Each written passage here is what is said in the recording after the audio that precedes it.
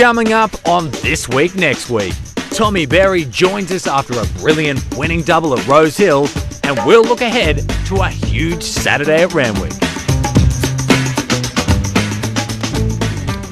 Hello, I'm Ray Thomas and welcome to This Week Next Week. We'll look back on Golden Rose Day at Rosehill last Saturday and throw forward to one of the great days of the Sydney Spring Carnival, the Epsom Handicap Day, where my co-host Corey Brown had a stellar day there once. 2003, rode 3 Group 1 winners and 4 winners overall, I think. 4 winners out of the 8 race program, but I always say, Ray, that's probably my best day performance-wise on a race course. Yeah, 3 Group 1s, and I think it was a listed race. So that's right. Yeah. Clangalang won the Epsom. Niello in the Spring Champion by memory. And, Unearthly. And she was a good filly. Yes. Yeah, no, great day.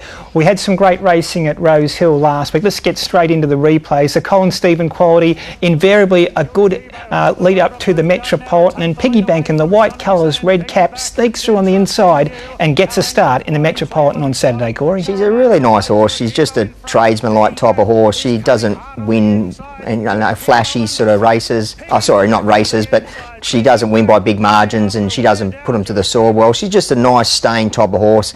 Got the right runs, given a great ride there by Timmy Clark. I'm sure he would have loved to have come around the stablemate, but snuck up the inside, and just a nice win.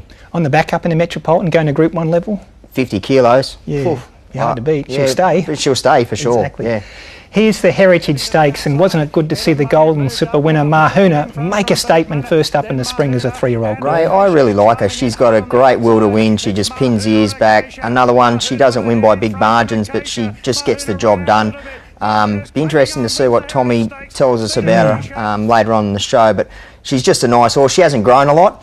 But I think she's got plenty more wins in store. She's got a will to win, hasn't she? Yeah, she's very, very good. I thought Acacia was great again, and Beedman third. Beedman got softened up, I think. Yeah, a bit of a forgive, yeah, exactly, for sure. Yeah. Well, Tommy Berry made it a race-to-race feature double when Manal was too good for her rivals in the Golden Pennant. She's in a rich vein of form at the moment. It was just a rinse and repeat, or copy and paste, however you want to say it. They basically had the same sort of runs. They looked the same in the run. She was good. She was really good. She's in for she already has this preparation. She's going great guns. Oh, I really like Manal. I think she's a nice horse. Yeah, no, she's in terrific touch, and she'll be hard to beat wherever Michael Friedman takes her next. Well, here's the Golden Rose, and this was a spectacular win by Baywalk.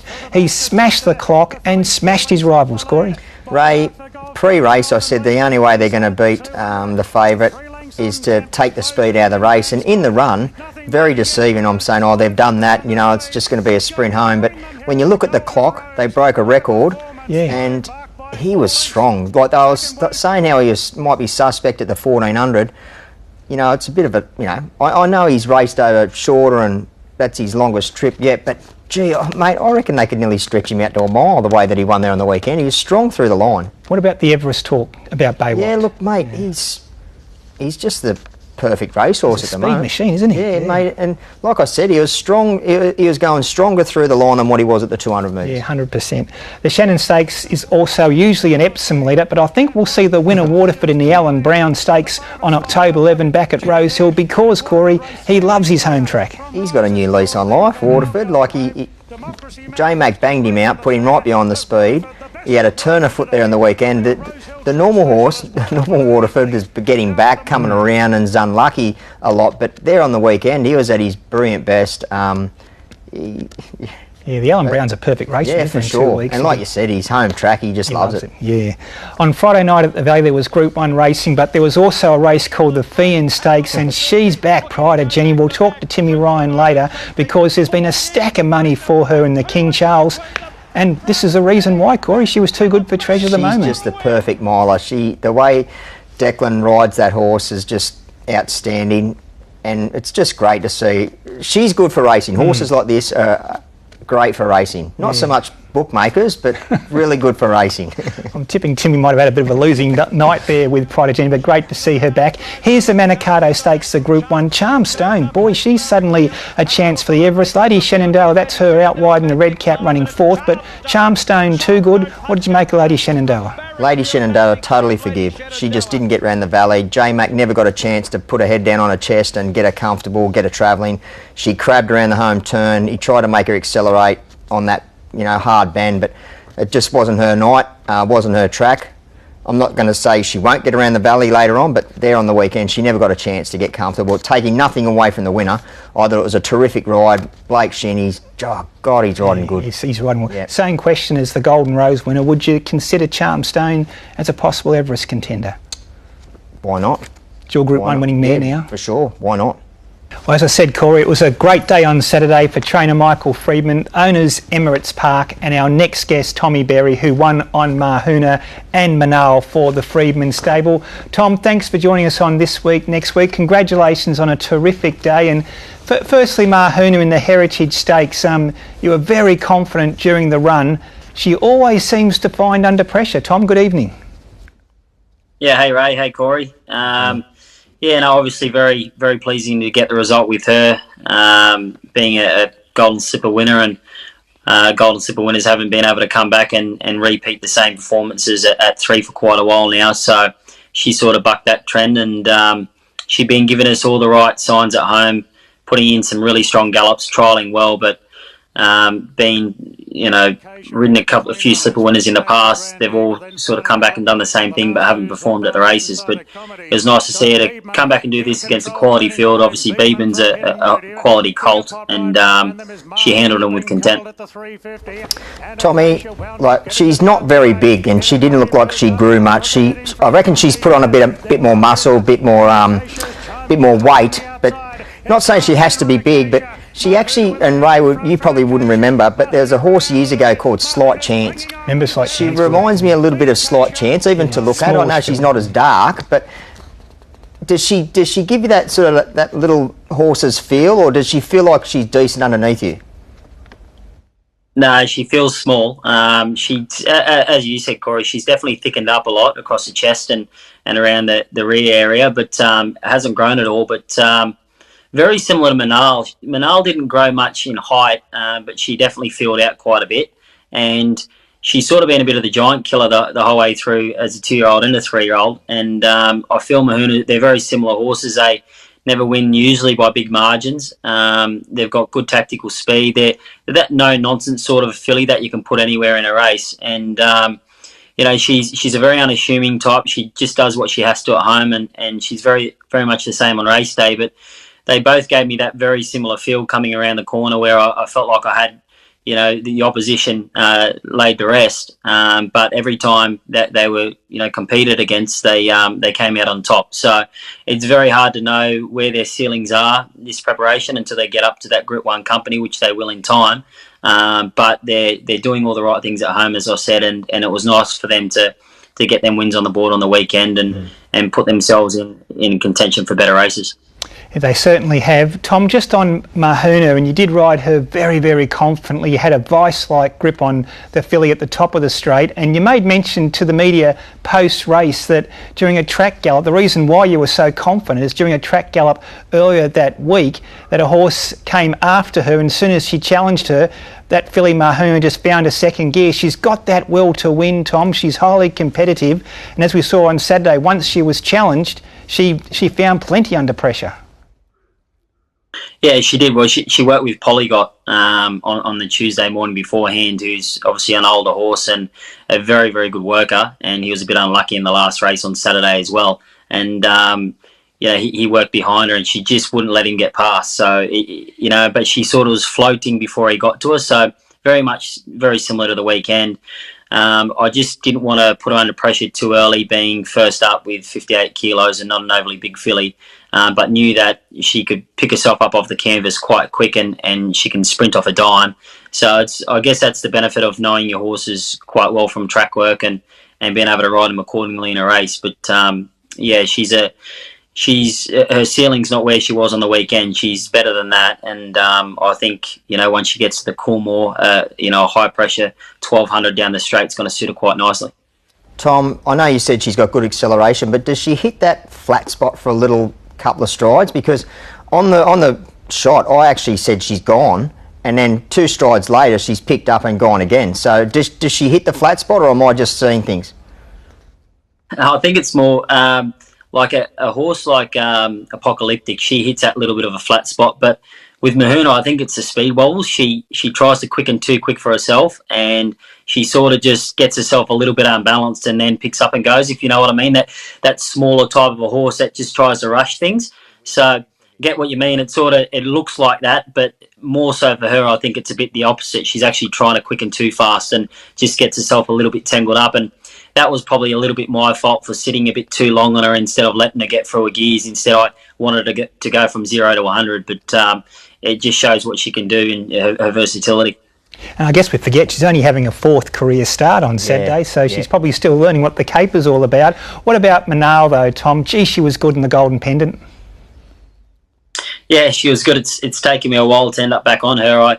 I won on her at her first ever start. It was my first week back from my disqualification, actually, and she sort of got me on my way, and then I chose to go a different path for the Golden Slipper, and Jason Collett's pretty much stuck with her since then. So it was nice to get back on her back, because I've been doing a lot of work, whether it's with her or on her, over the last few preparations. And if you go back through her form, every time she's drawn a barrier, she's come out and won. And last preparation, she was played by bad barriers. First up, she got a good barrier for once at Caulfield, but was the wrong part of the track. So when she has things go away and she can put herself into a spot like she does, she's a very high quality filly on a day. Mare, sorry.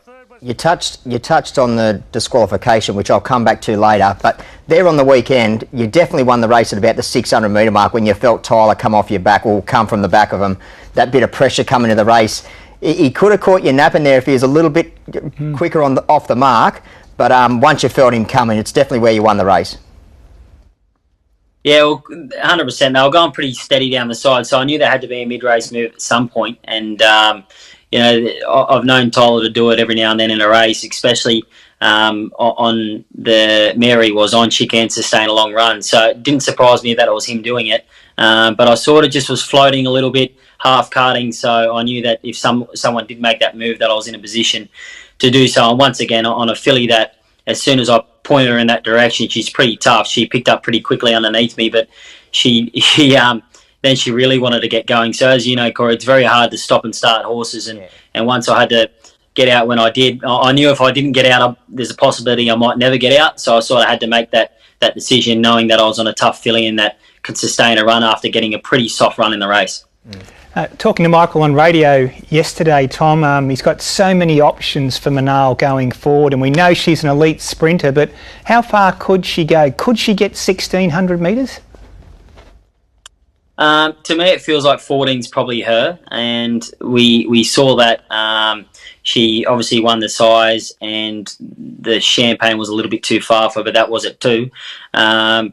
She's just got probably too good a turn of foot to get to a mile. She probably travels a bit too well for a mile. I wouldn't say she'd get that far, but look, if she does, she's quite tough and she's very honest in what she does. But I think at that top class, the 1400 probably sees her out. Do you think your improvement as a jockey, there's more to come? Because we often think jockeys are at their best from probably ages 35 to maybe early 40s. Yeah. And so, Tom, if that's the case, it's all ahead of you, mate. Yeah. You sort of get into different points of your life where you go, I'm going well now, I don't need any help, but I'm way past that now. You always, asking for advice is something that, I'll still be doing when I'm 40, 45. So, you can always improve no matter how far you are on in your career. Yeah, no, I'm going to give you credit, mate. I've seen like a massive change. Like, I know you've been back a while now, but you've just become not only a better jockey, but like you said, a better person. It's job well done, mate. No, I appreciate that. Thanks, Brandon. What about this Saturday, Tom? Can you keep that winning roll going? You've got some fantastic rides on Epsom Day, most notably Apocalyptic. And here's another filly from the Michael Freedman stable. This is only her 4th career start on Saturday, Tom, but the sky's the limit with her. She was so good first up in the Furious. She was even better, Tom, here in the T Rowe Stakes. Yeah, no, she was. She's sort of lost for words with this filly because I don't really know how good she is. She's only had her fourth start and she's very raw. She's a big girl. I think she's still got a bit more filling out to do, and she hits that little bit of a flat spot sort of on the bend, and then you'll see even in her last starter. Then I waited, let her gather herself together, and then went again.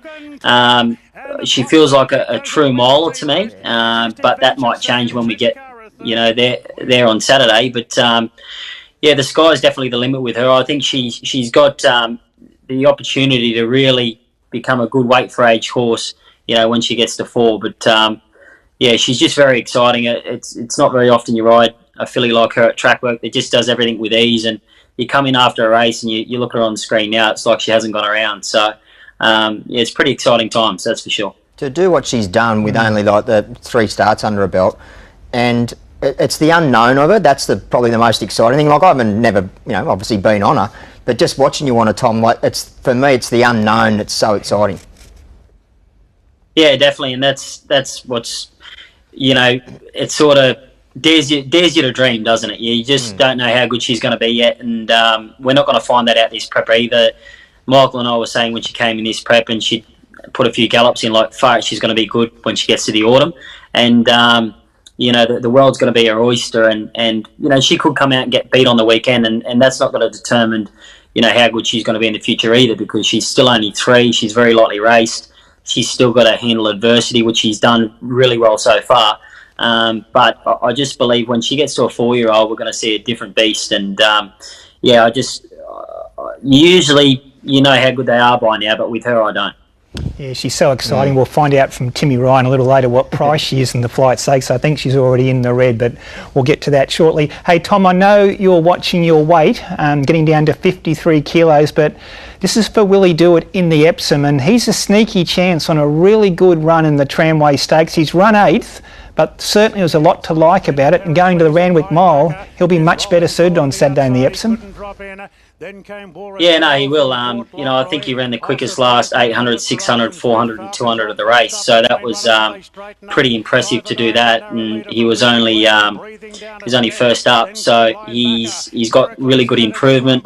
I feel like he'll really appreciate getting into the clear. He was pretty cluttered for room there down the straight, and he's quite a big boy when you see him on race day, so he's obviously going to appreciate getting to the mile. And I know he's won a derby, but the feel he gives you and the times that he runs at home, Kieran believes he's a mile 2,000 metre horse. So it's going to be a high pressure race. They usually say, and I believe too, that you need a 2,000 metre horse to run a good mile race at Randwick, and he really comes into all them categories, and he gets in with a nice weight. And obviously the favourite's going to be very hard to beat, but she's got to run a mile out as well, and she's got to switch off to run a mile. So she's a short price, and she's the one we've all got to beat. But Barry's going to play a big part, as they always do in that race, and his trial suggests that he's come on quite nicely.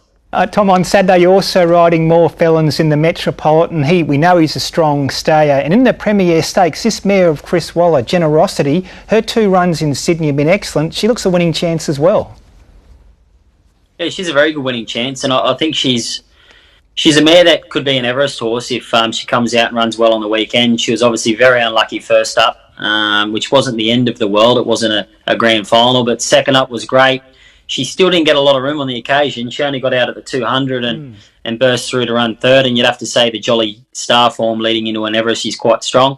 So if she can back up and do that again on the weekend, then obviously she might be one for the slot holders to look at in an Everest, or you got the Sydney Stakes on the same day, which will be a great consolation. So I think she's really settled into Chris Waller's system quite well, and she's got a lot of improvement to come. And out of having 2 quite soft runs, I think you'll see a lot of improvement on the weekend, and she's a horse that I've got a lot of time for. She's going well. Also this weekend on Epsom Day, Tom, we get to see the new season 2-year-olds for the first time in the Gimcrack Stakes and the Breeders' Plate. You're riding 2 for Michael Freedman, Mayflower in the Gimcrack, and this colt Incognito, who I think was an excellent trial. He's run third, but I just love the way he went about his business in his trial. You'll ride him in the Breeders' Plate. What sort of feel did he give you in this trial, Incognito, Tom? Yeah, he's a lovely colt, by obviously a great first season sire and stay inside. And his progeny have looked really good and were very strong at the trials today and on that day, and he's very similar to his father, who I obviously won the slipper on. He's got a great attitude, he covers the ground really well, but like all of Michael's horses at that first set of 2-year-old trials, they've never really been let off the bit, so it was sort of a real learning curve for him. Manala was the same before she came out, won on debut. I had to put one around the saddle for her at that first set of trials, so you'll see a massive improvement from the trials into their first start. And I just love the way he went about his business. He was quick, showed really good gate speed. When I asked him to come back, he settled quite nicely off the back of him and cruised up around the bend. So I think it's going to be usually that race you don't want to draw too well because it's only 1,000 metres, one corner. It's usually the horse that gets, the nice smooth run without being interrupted is the horse that usually comes out on top. So, and sometimes it's not the best horse, it's the horse that makes the least mistakes. And, he's pretty bomb-proof, this colt. So I'd say him, and as you said with Mayflower, she's a capitalist filly. They're all quite fast, as she is, and she's taken really good improvement. And they'll obviously gallop on Tuesday morning and have their final piece there, and we'll get a better idea of how they're going leading into Saturday. Absolutely. I know, Corey, you've often mentioned it. In the recent years, in the modern era, the 2-year-olds seem so well educated. 20 years ago, you go to those official trials, horses would run off on the home turn, give jockeys like Tommy Berry and yourself a nightmare of a ride, but they all seem so well trained and so well educated for their debuts. They are, and one thing that I've noticed, Ray, over the last sort of 10, maybe 12 years, the horses like 2-year-olds for us, it was just jump and run, and if you found the front and found the fence, you're a good chance of winning the race. But nowadays they get back in the field and they wear their way through. It's like they've had half a dozen starts before they even, the education of them is terrific. Well, we saw that with Incognito, didn't we, Tom? He sort of sat off the speed and you went wide on the turn. It looked like he was having his 10th race start. Yeah, I think as Corey just mentioned there, the days of them jumping and running and trying to win the race from the front, it's a little bit harder to do that these days. And you've still got Gaze and Adrians that go out and do that, and they're very successful at doing it, and that's why they win a lot of 2-year-old races. But, and I think one thing that Corey would have probably realised as well, that first set of 2-year-old trials, there used to be 15, 16, 17 heats, and I think a lot of people are holding their 2-year-olds back a little bit more now. So the ones that actually are there to trial are usually up and running, and they're pretty natural and very well educated. So that it's not like back in the day where half of them, when they're trying to rush to get to the race, and some of them aren't ready, but they thought they just trial to see where they end up. It's when they're there, they're usually pretty ready to go. Look, Tom, thanks so much for joining us on This Week, Next Week. Congratulations with your form. All the very best of luck on Saturday on Epsom Day, but also stay with us, Tom, because I think you'll like this next replay. It's a very youthful Tommy Berry on a horse called Fat Al, winning the 2012 Epsom Handicap. Led by 3/4 on Rolling Pin. Ambidextrous down into the clear. Rangy Rangdoo's coming down the outside. It's still Fat Al in front. Led from Ambidexter and Rolling Pin. Fat Al in front. Ambidexter's going after it on the outside. Fat Al and Ambidexter. Fat Al won the Epsom. Led all the way. I'm gonna get free. I'm gonna get free. I'm gonna get free. Right into the sun. She never loved me. She never loved me. She never loved me. Why should I have won? Come here. I'll take your father's wife. Patrick Aaron's picking up well and further back to High Bridge. Brimham Rocks takes the lead from Sikandrabad. Then the Lord Mayor Sedanza and Patrick Aaron inside the 150. Brimham Rocks in front from Sikandrabad. Brimham Rocks ahead in front. Sikandrabad. Patrick Aaron late. Here's another close finish. Patrick Aaron goes to Brimham Rocks, and I think Patrick Aaron's got up in the last bound.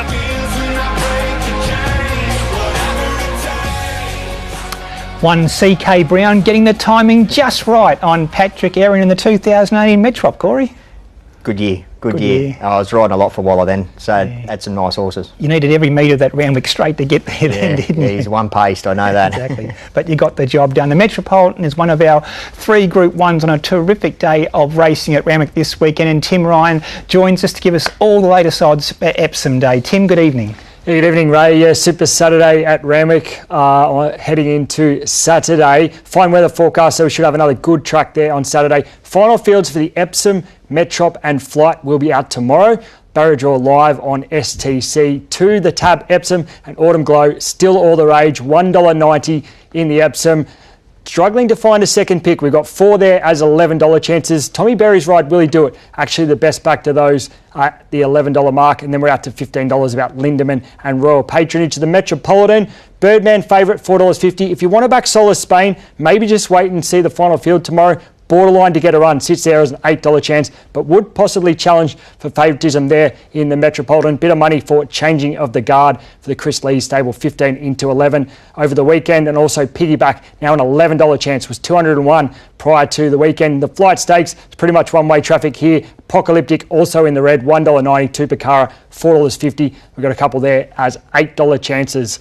Moving ahead, or actually one more on Saturday, the Group 2 Premier Stakes, and Briasa, a good early firm for him. He's been 280 into 250. Jimmy Star there, 350. Another of Tommy Berry rides, an early firm here, Generosity, $11 into $8. Looking ahead now to the Tab Everest. The Premier will be the last chance to get a slot there for the Tab Everest. Kaying Rising firmed on Friday night, 170 into 160 with the failure of Lady Shenandoah, who's been 7 out to 11. Bivac, 51 into 15 on Saturday. Further money today, he's into 13 for the Tab Everest. Tempted just out a little bit, 15 out to 17.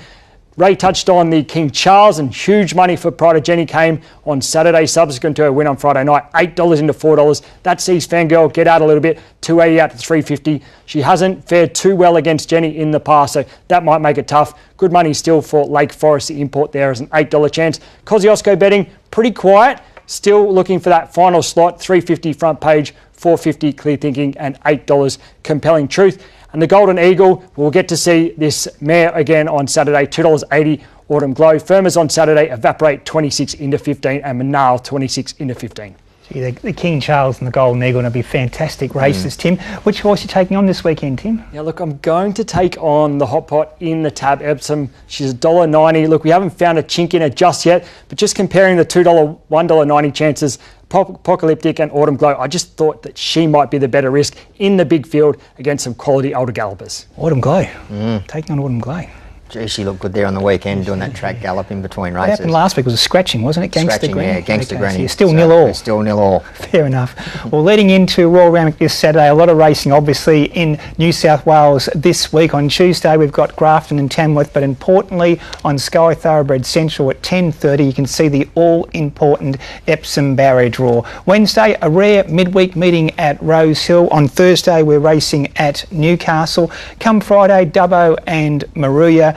Epsom Day at Royal Randwick on Saturday. Kembla Grange is our provincial meeting, and Sunday Ballina and Cootamundra Cup Day as well there on Sunday. This is a great race day, Corey. Which horse are you taking on, Timmy Ryan? I reckon Timmy will be shaking in his boots when he sees Autumn Glow under saddle on the weekend. She looked outstanding in Rosehill on the weekend. Yeah, I might go with Team Corey. I think Autumn Glow is set to shine on Saturday. On behalf of Corey Brown and I, thanks for joining us on This Week Next Week. We'll see you next Monday.